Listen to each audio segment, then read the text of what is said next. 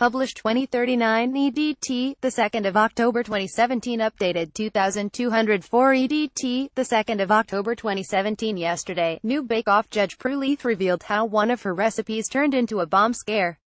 Today, in part 3 of her captivating autobiography, she describes being locked out while trying to cook a meal for Princess Alexandra and the Shah of Persia, and the secret of Her Majesty's preferred cuppa. Every now and then, I'd be asked to cook a really grand dinner for really grand people. If the jobs were for business grandees or movie stars, I would generally be very well paid. If they were royals, the money would be lousy, but of course I would accept because I'd be flattered and figured it would be good for my reputation. But I don't think I have ever done a royal do without drama. One such was for Princess Alexandra and her husband. She was entertaining the Shah of Persia at her home, Thatched House Lodge, in Richmond Park, for supper after the opera, and I had time to kill. The pheasants had just gone into the oven, the starter and pud were ready and waiting. But the cheese looked colorless and could do with some black grapes. I jumped into my van and went to get some. When I got back, the great iron gates to the park were closed. I was locked out. No problem, I thought, plenty of time, and set off round the perimeter. Prue Leith poured the Queen a weak, black lemon tea when she wanted a strong black tea without any lemon. Gate was closed, too. Keep calm, I told myself. Kingston Gate has a lodge. Presumably with a lodge keeper. Huge relief, the lights were on and my ringing the bell brought a speedy response, from a small, offended woman. I'm just babysitting. I don't live here, she said, when I explained my predicament, but this is the lodge keeper's house.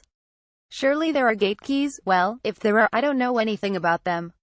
And if I did, she said, smug and smiling, I couldn't just let you in. Could too. Ran back to the car and slewed back onto the road, swallowing panic. Dinner was now due to start in 10 minutes. Would anyone think to take my pheasants out of the oven? The resident housekeeper had not been friendly. At Robin Hood Gate, there was the sound of television from the front room. I banged the brass knocker. Nothing. I stepped into the flower bed and banged on the sitting room window. The curtain flipped open and a man, bearded and angry, mouthed silently at me through the glass. Then, the front door opened and he was shouting, "Them's my petunias you're standing on." What the hell do you think? He made to close the door. I stuck my foot into it. He banged the door on it. Ow, that hurt, I yelped, hopping up and down and trying to keep my leg in the door. Look, I'm really sorry about the petunias, but you've got to help me. I have to get into the park. I'm cooking Princess Alexandra's dinner, and she's got the Shah of Persia with her. Princess Alexandra, the Shah of Persia. His mouth curled. Finktoffs. For a second, I thought he was going to clock me one, but he just slammed the door shut. I'd been close to tears when I'd arrived at his door. Now I was just furious. My foot hurt, and I'd had enough of uncooperative lodgekeepers.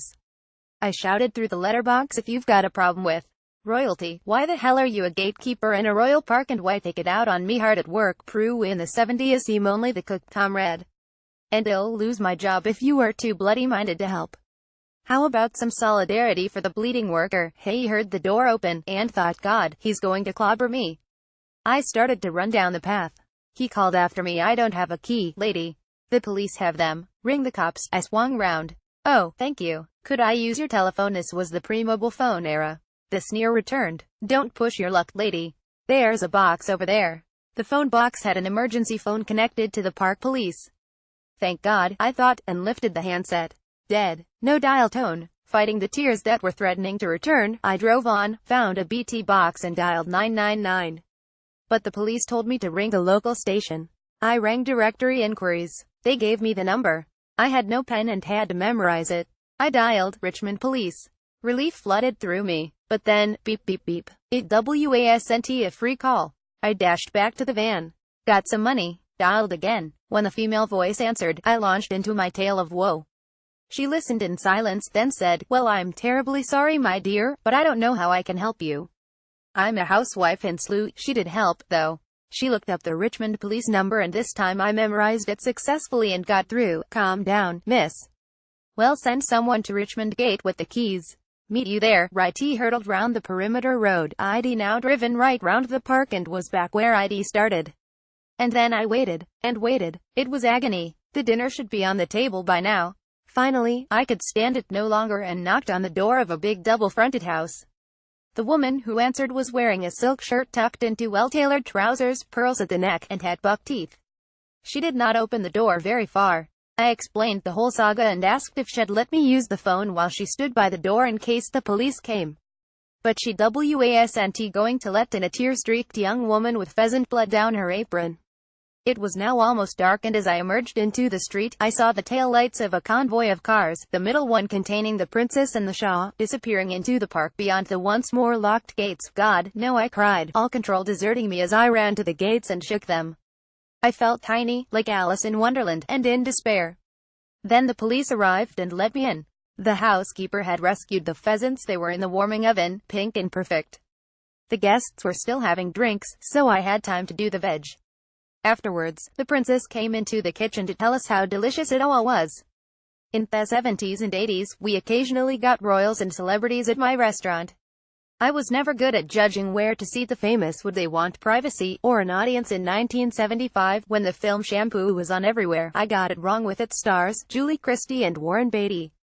The newspapers were full of their affair, so I showed them at once to a discreet corner table, but they shook their heads. I offered them other tucked-away tables, but they chose one in the middle of the room, under a spotlight.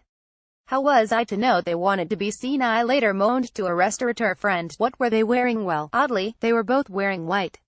She was in a trouser suit, he was in cream linen. They looked stunning. That's your answer. No one puts on a white trouser suit if they don't want to be seen. As a teenager, I knocked over a drinks tray once, and my mother, trying to make a joke of it in front of her guests, said it's just like having a horse in the house. It hurt, but it was true. I am utterly untrained as a waiter, and I'm naturally clumsy. So, when I was asked to serve the Queen with a cup of tea at the opening of the Queen Elizabeth II Centre in London, I thought I'd better get this right. As my cookery school began to pump out talented graduates in the 70s, I realized that none of them got work at the Savoy Hotel. The reason was Silvino Trompetto, the Savoy's famous head chef, who believed that no woman should ever work in his kitchens. He wouldn't even have a female in the pastry department, where women had begun to make headway in most other hotels. Nonetheless, I tried to persuade him to give a lead school female graduate a 2-week trial. Absolutely not, he said. I asked him why, expecting the usual nonsense about girls taking the men's minds off the job, or not being able to lift a full stock pot. I was ready with my reply. If men managed to work with women in reception, why not the kitchen? And no one, male or female, could lift a full stock pot by themselves. But his answer almost left me speechless because, dear lady, at a certain time of the month, women cause the mayonnaise to curdle. You must be joking. You can't believe that. No, it's true. That is why women are not allowed into the mushroom sheds in France. They stop the spores germinating. I rang the palace and asked an equerry, can you tell me how Her Majesty takes her tea? Just offer her whatever everyone else is having. He said, everyone has a preference of how they like their tea: strong, weak, black, sugar, no sugar. How does she usually have tea? I don't think I can tell you that. Did he think it was a state secret? Look, I said, I will know very soon, because I'm about to serve her some. It would just help me to be quick and efficient about it if you would tell me what she has at home, if you insist. The butler brings a tray, and on it there should be a teapot, hot water jug, milk jug, cream jug. And then there should be a sugar bowl, and a dish of lemon slices. I gave up. A solid silver tray with all that stuff on it weighs a ton. I was so nervous I took a valium and got our head waitress to give me a lesson.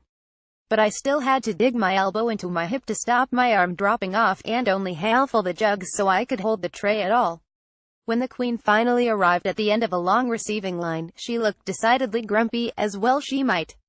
She'd just been on a 2-hour trip round boring offices and conference areas.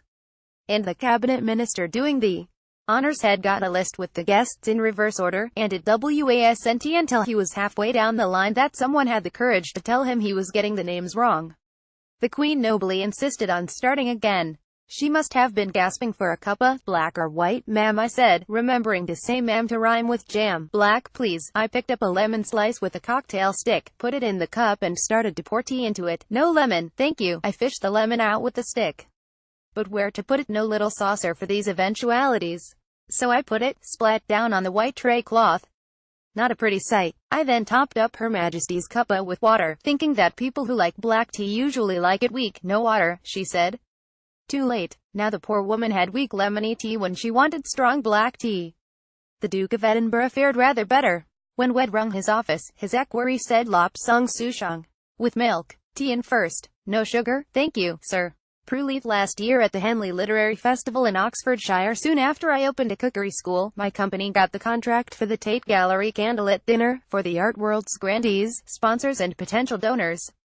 We were all cock-a-hoop. On the night of the dinner, I arrived at 6 p.m. Walking through the galleries, my nose detected something horribly familiar. Nearer the kitchen, the whiff became an unmistakable stink. Please God, I thought, let this not be what I think it is. But it was. The mussel velouté, made with fresh mussels, fish stock, white wine and cream, was fermenting. I grabbed the chef's sleeve. The soup's off, I hissed. It stinks to high heaven. I decided against sacking the guy just before the dinner.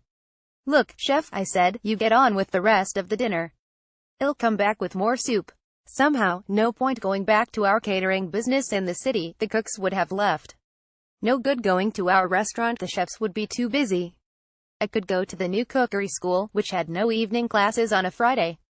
I'd somehow make 70 pints of soup in 40 minutes and get back to the Tate by 7:45 at the school. I told the principal to bring any teachers she could get hold of. Ask them to bring anything white they can get, soup in cans, cream cheese, cream, anything at all. Then I rang the restaurant and asked them to send in a taxi as much white stock, white sauce, cheese sauce and cream as they could spare.